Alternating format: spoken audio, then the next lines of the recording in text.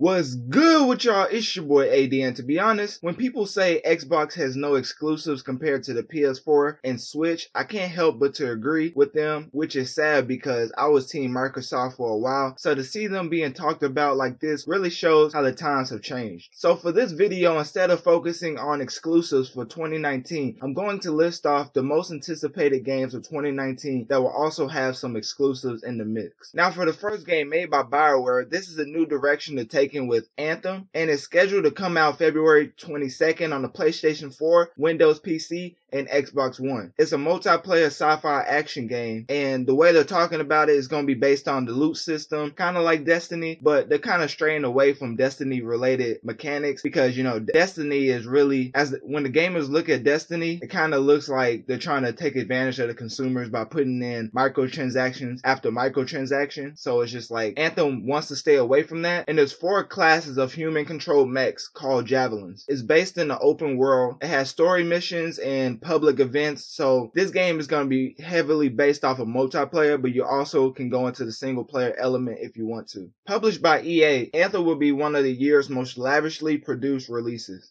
Now next on the list for most anticipated games for 2019 is a game by Remedy Entertainment called Control, which will be coming out on the PlayStation 4, Windows PC, and Xbox One in 2019. Now for the studios best known for Alan Wake, I don't even know if I'm saying that right, and Quantum Break, is back with another high-tech supernatural third-person action adventure. First trailer was shown at Sony's 2018 E3 press conference, which had future gun mechanics and a shape-shifting world, while also the main player was armed with telekinetic abilities.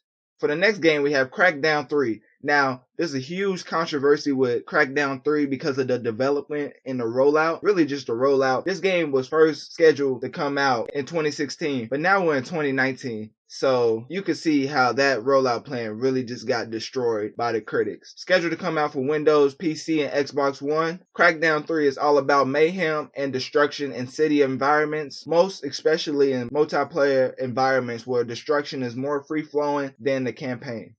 It's kind of funny that the only sort of Xbox exclusive can't seem to catch a break with the critics for good reason because of the development process. But that's enough of Crackdown. Next on the list is Days Gone, which is a PlayStation 4 exclusive scheduled to come out for April 26th. This is a Sony produced game which is a zombie apocalypse adventure set in the Pacific Northwest where a motorcyclist bounty hunter uses stealth, traps, and brute force to lure large numbers of the undead into choke points. As described in Days Gone, the zombies are individually stupid, but they work together to challenge the player, which is kind of based on every zombies game. They also come in various models demanding different strategies to defeat them. Now for me, I played zombies games before, but really I've just played Black Ops Zombies, and besides that I haven't really played another zombie game. So my zombies knowledge is not as extensive as most gamers because I'm just a COD Zombies player, and as of now that community is going through a lot that I can't even describe. Now next up is Devil May Cry 5, set to come out on the PlayStation 4, Windows PC, and Xbox One, scheduled for March 8th. Now, the only real thing I know about Devil May Cry is that Dante is in it, and for me, Marvel vs. Capcom, my go-to 3 was Dante, Deadpool, and Ghost Riders. So that's how I know about Devil May Cry, only because Dante's in it. And for Devil May Cry 5, it's back with Dante and Nero, and as well as a new character called V, taking on enemies. Weapons include giant swords, powerful firearms, and just about anything else the fighters can get their hands on. With Dante, I know that Devil May Cry 5 is definitely going to be action-packed, so I can't wait to see how that game plays out. Now, next up on the list is one that me personally, I'm very excited for, and that is Jump Force, coming out on PlayStation 4 and Xbox One, scheduled for February 15th. Bandai Namco's 3-on-3 tag team fighting game features popular shonen Jump series characters like Monkey D. Luffy of One Piece, Goku from Dragon Ball, and Naruto. Players can also create custom characters including mashups that mix and match powers and abilities from a variety of Shonen Jump manga. And all that, it just gets me even more excited because I can't wait for Jump Force to come out because it looks different than most other fighting games, which is saying something because most fighting games nowadays either have a certain look they go for or they use the same look that they've been using in the past, just upgraded. And for Jump Force, I feel like it's in a whole new direction, a whole new art style, which some people are really not a fan of because of the face models, but I feel like they'll fix that up in post.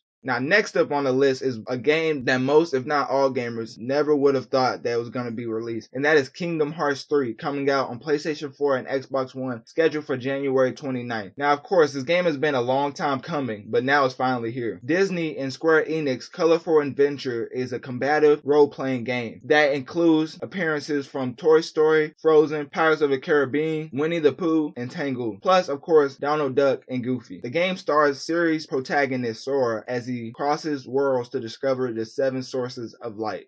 Now, for me, I've never been a big Kingdom Hearts fan, but I've seen some gameplays, and to me, it's kind of weird because certain characters just being together just doesn't look right. But for Kingdom Hearts fans out there, it's probably big news, and they're probably really excited. And so for that, I can't discredit them. Now, next up on the list is a game that I am very biased for, and that's because it's Marvel, and that is Marvel Ultimate Alliance 3, coming out exclusively on the Nintendo Switch, which I am not happy about.